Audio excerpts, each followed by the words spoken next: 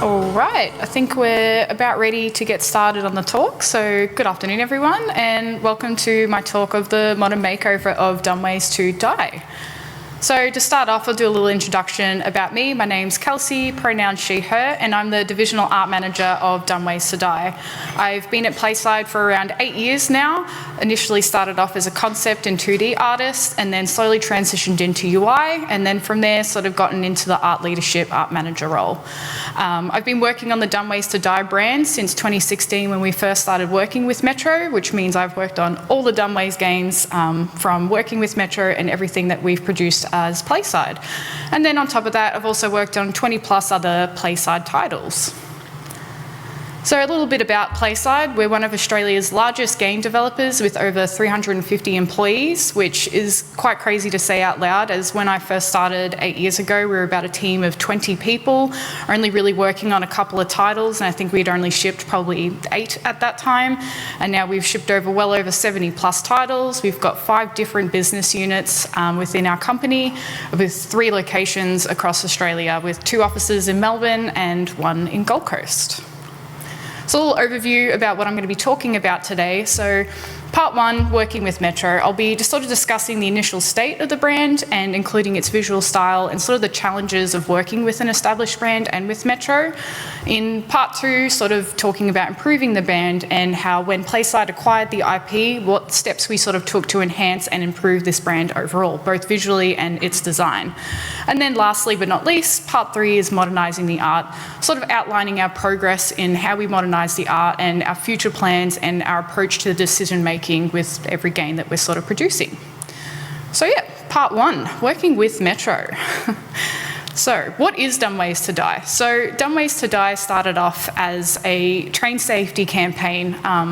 It was this very catchy little tune that unfortunately has been stuck in my head ever since I've been working on this brand. The whole initiative was to sort of promote train safety and to educate the public about the dangers of reckless behaviour around train tracks. And this sort of catchy song, since it became such a viral hit, ultimately ended up expanding into quite a popular mobile game that I'm sure many of you in the crowd are very well aware of, which is Dumb Ways to Die. And it sort of created a bit of a lasting brand that emphasised that importance of safety and fun in an engaging way. And even all throughout Melbourne, when this viral sensation went happening, like our train stations in the city and tram stops all featured these really nice little pictures of these little beings and their unfortunate situations. So where it sort of all started, the art and animation style of Dumb Ways to Die is sort of really defined by its playful and whimsical cartoonish approach in both sort of Dumb Ways to Die 1 and 2. It's had a very simplistic design that really worked well for mobile games at that time. It made them easier to read and very visually appealing. Some of those key features sort of include, simple, easy, recognisable characters with the exaggerated features that reflected those quirky personalities, very smooth and dynamic animations that really enhanced their comedic impact, and that sort of blend of dark humour with the light-hearted, playful visuals created a unique and sort of entertaining experience, especially when you're playing these mini games. You always got those funny little end animations, similar as you can see, the little dragon up here. If you did well, he gave you a little smooch on the cheek, but if you annoyed him, he's absolutely obliterated the little bean here. And so yeah, working with the brand, when we were sort of contracted, we were contracted about halfway through the development of Dumb Ways to Die 2 to help create new mini games and content for their game. And from the start, we sort of felt that the overall colour scheme was a bit too desaturated for the playful tone of the brand, as you can sort of see in the guide that we were given by Metro here. But however, after discussions with Metro, we did understand that the design constraints that were tied to their established character designs and colour palettes was something that we couldn't budge on. But despite this, we were given a bit of creative freedom to introduce some new environments and infuse the characters a bit more personality, allowing us to sort of breathe a new life into this game while respecting its core design. And, with each mini game also followed a very structured process with Metro, creating the briefs and storyboards for those proposed updates. And then from there, getting their feedback. There might have been something we did with the character or the mini game didn't exactly suit those characters' personality traits. So then we would incorporate any feedback, make those necessary adjustments. Once we attained that final approval, it was straight into implementation. And And so, with that, while we were still collaborating with Metro, we sort of leveraged our experience with 3D development. And as mentioned earlier, we were a pretty small studio at the time when we first started working with Metro and working on quite a few titles at the time. So we were definitely more accustomed to creating 3D games. So with that in mind, we pitched Dumb Ways to Die 3, which was a first 3D project for the game. And we were trying to aim to modernise the brand, as at the time there were quite a few mobile games coming out in these similar styles. But with this, one of the main challenges was preserving the brand's signature flat 2D aesthetic with these 3D models. And however, this still opened up quite a new opportunities for us, such as incorporating those funny ragdoll physics and exploring new innovative ways to sort of enhance the gameplay for the Dumb Ways minigames, which were quite similar to other popular titles at the time. So while our project did sort of introduce a fresh and fun direction for the Dumb Ways brand, the shift in style and gameplay unfortunately didn't really resonate with strongly with the characters and the fans. And we sort of realised that the characters' personality and their fluidity was kind of lost in the transition into 3D rigs. It was an issue that we definitely acknowledged and we aim to sort of address in the future. You can kind of see here from, the original Dumb Ways 1 little animations to the 3D beans, they were definitely just not exactly accurate to what the fans knew and love. So, additionally, also achieving that sort of smooth cel-shaded look for the 3D beans kind of proved a bit challenging for us, given the limitations of developing for mobile platforms. And we sort of recognised that modernising the brand into the 3D world right now would require a lot more visual refinement, and we were still faced with certain constraints with Metro. Which leads on to the next part, which was improving the brand. So PlaySide acquired the Dumb Ways to Die IP in 2021, and our first key priority was develop new and improved guidelines. And this would ensure that all teams, whether it was outsourced, internal, or focused on social media content, adhered to all the same standards moving forward. So our focus areas to ensure success in modernising the brand followed as such. So visual improvements, we aim to move away from the original desaturated appearance of the beans, that limitation that we faced while working with Metro. Secondly, establishing brand goals. We really needed to define where we want to take the Dumb Ways to Die brand and identify the types of games that best align with it. And then lastly, sort of defining the brand and art pillars. And by creating these brand and art pillars really helped ensure that any games we pitched maintained a consistent style, such as those featuring like the Dumb Desk that everyone knows the brand for. And by defining our art pillars especially, we sort of established a foundation for both our 2D and 3D designs, ensuring consistency across the board. But at the end of the day, our main objective for this brand when we acquired it was modernise the brand and expand its presence beyond mobile platforms. So our first update was to the little characters with very small visual adjustments, and it was mainly colour changes at this point. Although, however, we also realised that none of the beans really had distinct personalities. They all kind of acted the same. There was never any speech or anything to give them those distinct personalities. So to address this, we sort of ended up creating character sheets for each of the beans as well, to sort of give them unique traits and personalities. And this allows players to sort of connect a little bit more with games that we want to make in the future, as they can now have a favourite character, each with that sort of distinct way of speaking and animating, and especially during their wacky deaths and unfortunate situations. These character sheets also greatly helped our animation and audio teams, as they were able to give them all unique ways of moving and sounding within our games. And with these improvements, we began to identify our main characters to strengthen the brand. Given that we have a total of 32 characters across various Dumb Ways to Die games, we really wanted to establish that set core of characters who would become the faces of the brand, almost similar to how Nintendo's Mario franchise, that brand has millions of different characters, but we all know the main core, which is like, Mario, Luigi, Bowser, etc. And so our social media presence. So we sort of aim to extend the improvements we've made to our brand as well into our social media presence, as this is where we originally started. The viral song was a massive YouTube hit. And, given our large and dedicated fan base, maintaining consistency across all platforms was essential. And to achieve this, we chose to really primarily use the classic Dumb Ways to Die style, which our fans have known and loved since the brand first went viral. However, we have still updated the character designs to reflect our recent changes. And in addition, we sort of introduced more storytelling and added details to our posts, aligning them with our brand's core themes and artistic direction. This approach not only kept our content vibrant and eye-catching, but also strengthened the brand's identity, making it instantly recognisable for long-time followers, while adding that sort of fresh new twist to it all. So what were our brand pillars? So establishing these sort of 3 key brand pillars will really ensure that every game and design was cohesive and engaging. So our first one being physical comedy, which can be defined as show, don't tell, comical deaths, and tangible mechanics. Our characters don't speak, they have just a sort of gibberish language, so we'll focus on the humorous and outlandish situations, highlighting their physical antics. This emphasis will be on their physical comedy that captivates players. And then secondly, fun failures, which can be described as big risks, low stakes. Someone loses, everyone wins, and nothing is perfect. The characters represented as clueless beings often make big, silly mistakes in low-stakes situations, and getting hurt is just a part of their everyday adventures, adding to the humour and relatability. And lastly but not least, that universal appeal. It's funny worldwide, common controls and interfaces, pick up and play. Games from Dumbways have always and will continue to feature simple and intuitive controls, making them accessible for everyone, because our goal is for anyone to easily pick up and enjoy the games, whether it's on mobile, VR, PC or console. Which then leads into our art pillars. So comical. Establishing these key art pillars will ensure that every visual game and design aligns with our goal of modernising the brand. Whether we're working in 2D or 3D, these pillars will guide our creative direction. So speaking about comical, we'll sort of depict our beings in these funny and unfortunate scenarios, such as shark-infested waters or encountering sharp objects. The aim is to create and set dress our environments and situations that lead to hilarious failures.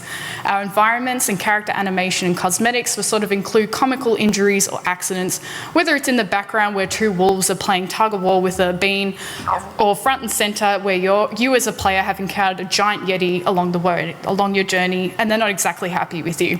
This overall helps enhance the humour.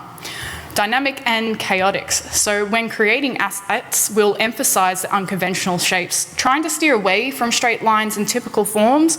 Skewed or off-kilter designs will sort of add to that visual interest of where the beings live.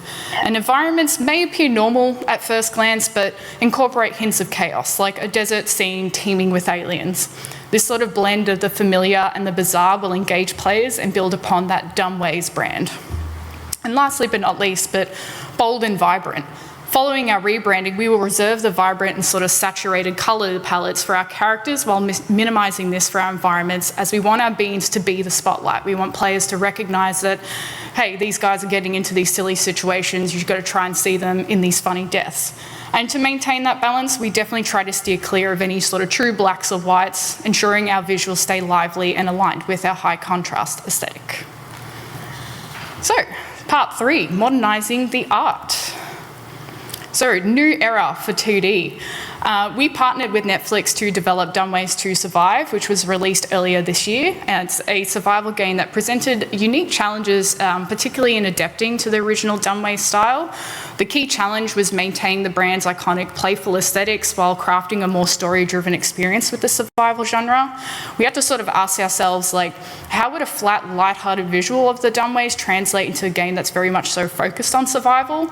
So our goal was to modernise the 2D visuals for mobile while staying true to the brand's pillars and art pillars, ensuring that the game would be set up for success. So we did initially consider going 3D for this game, but ultimately we sort of decided to keep it in 2D, considering it was on mobile and we had the artists to help us create such a lively 2D game. However, we did sort of recognise that the current flat style probably wouldn't fit as well with the more environment-heady gameplay of a survival setting. So to address this, we simply made simple but effective adjustments, such as adding outlines and playful and skewed shape languages. We sort of end up making this bit of a scale of gameplay importance, where our more decorative elements had a bit less detail, less contrast, and as you move further down, you've got the higher contrast, the darker outlines to really show what is a danger to you in the game and what you need to be paying attention to. This sort of had added depth to the visuals and preserving the brand's core identity. And we really focus on integrating those key art pillars into the survival game, which was those chaotic settings, the sense of danger, and a playful skewed shape language.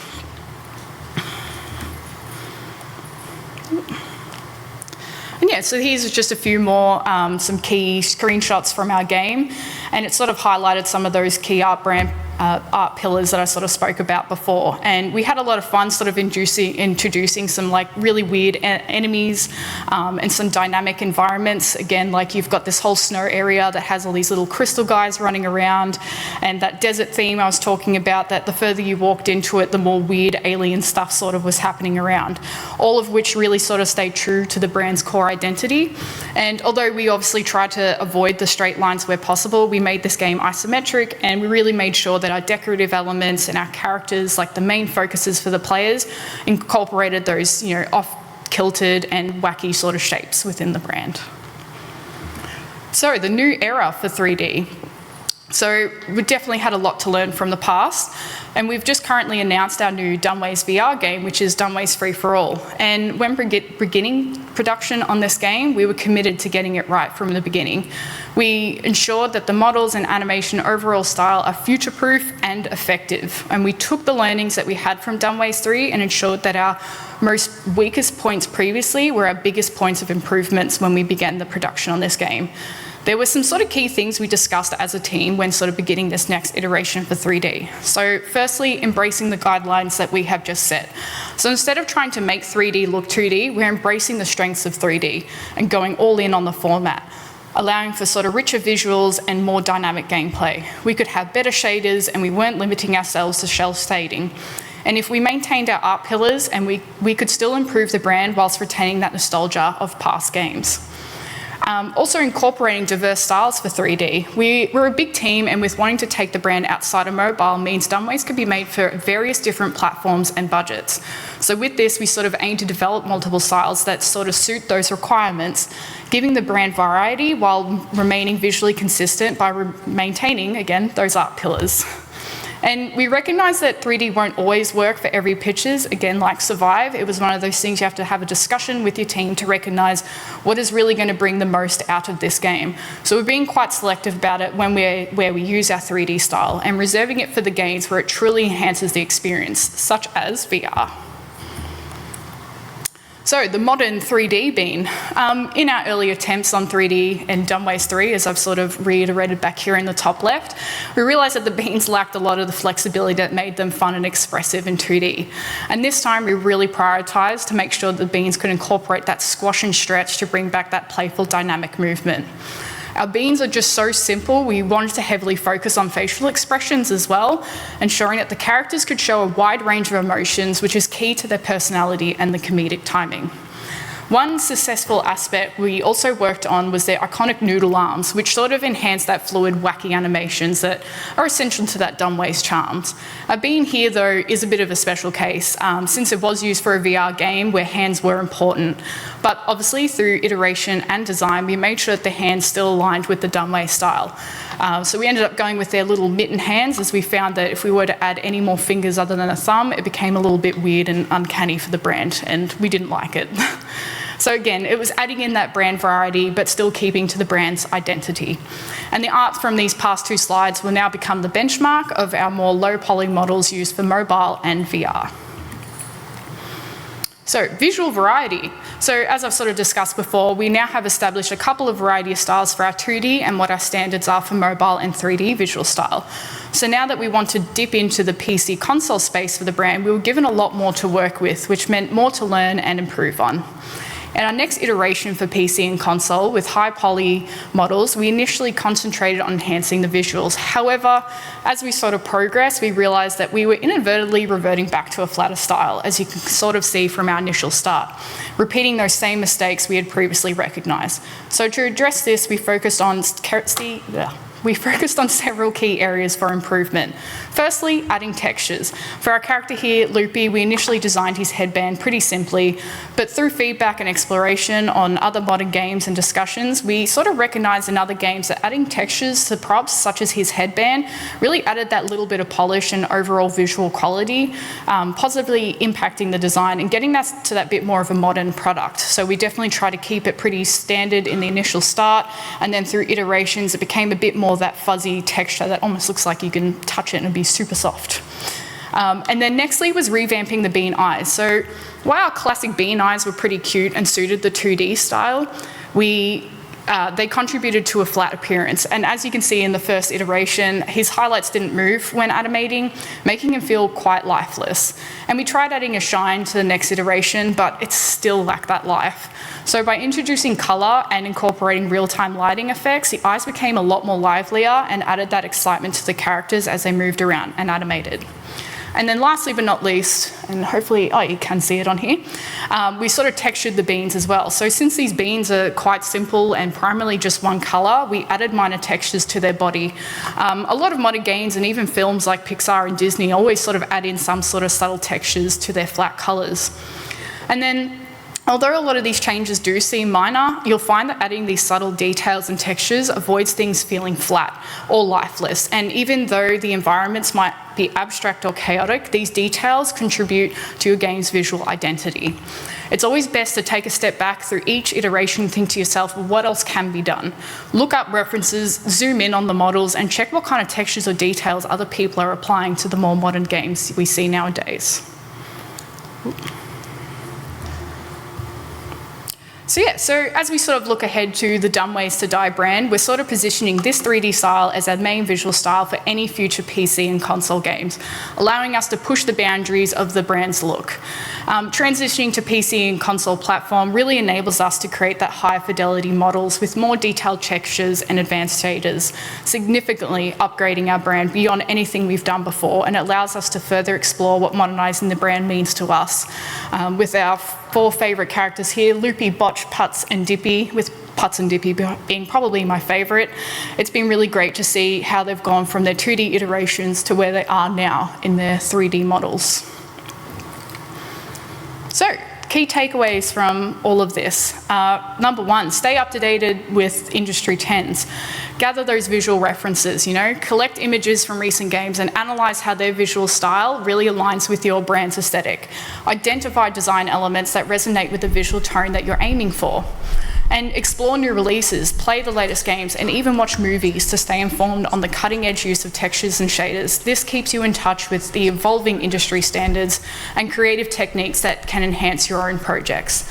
And this is important because staying updated on industry trends help you refine your game's visuals, ensuring they remain modern, competitive, and aligned with your brand's identity. Secondly, embrace learning. And this might seem like an obvious one, but it's such an important one to really take in. Learn from your mistakes and improve in subsequent iterations. In every project, there's bound to be setbacks. And what matters most is how you respond and the team responds. We treat each project as a learning opportunity to gather that feedback and make improvements in future visions. For example, while we struggled with 3D rigs initially, we identified this as a challenge and worked to improve in future iterations. Understand how to address and fix issues. Recognising problems earlier on allows us to be proactive by addressing issues like the difficulties we faced with smooth cell shading. We can develop solutions that not only fix the immediate problem, but enhance the overall final product. And this is important because it explains how a mindset of continuous learning and improvement can really foster the growth and lead to better results over time. Lastly, not least, but create clear guidelines and goals. Consistency within the brand really ensures that uniformity in a brand across all platforms, enhancing brand recognition and reflects the brand's mission and values every piece of content, enhancing the overall experience. And it's setting the team up for success. So no matter what type of game, content, or department involved, everyone is well aligned, and the brand's vision ensuring every piece of content produced is consistent. And this is just so important because having those clear guidelines and goals is just vital for maintaining that brand consistency, building recognition and minimising that miscommunication, and enhancing an overall brand's experience by ensuring that everything that we work on reflects the brand's core values. And that is everything. Thank you very much. Do we have time for questions? All right, we've got about 5 minutes if anyone has any questions at all. Nope. All right, cool. Well, if you do, feel free to add me on Twitter. I don't like to call it X, so it's Twitter to me still, or LinkedIn. If not, I'll be out the front if anyone would like to have a chat. And thank you very much.